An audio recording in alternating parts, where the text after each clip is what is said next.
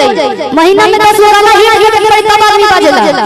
और हम दिन रात मेहनत करते हैं, हम चोरी पे नहीं जीते, अपने मेहनत पे जीते हैं। हेलो दोस्तों, नमस्कार। हमारे YouTube चैनल में आप सभी का स्वागत है। मैं बात करूंगा सेल्फी राज क्यों लगाती है, यह किस जाति से आती है, मैं इस पर बात करूंगा और आप सभी को यह जानकारी देने का कार्य करूंगा।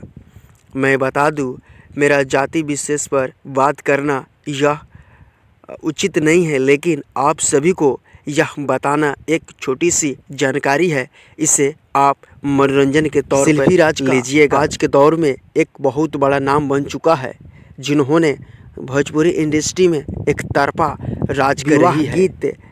गीत गाने वाली कलाकार पांडे सिस्टर ने सेल्फी राज पर गाना चोरी का आरोप लगाया है।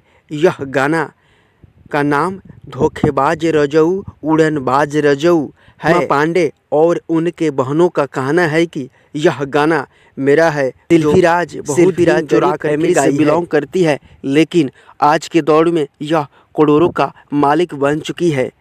सेल्फी राज ने भोजपुरी इंडस्ट्री के बहुत बड़े बड़े कलाकारों के साथ काम कर चुकी है, जैसे खेसारी लाल यादव, पावर स्टार पवन सिंह, गुंजन सिंह, अंकुश राजा और भी सुपर। सेल्फी राज उत्तर प्रदेश के पांडे खेरैया देवरिया जिला से आती है।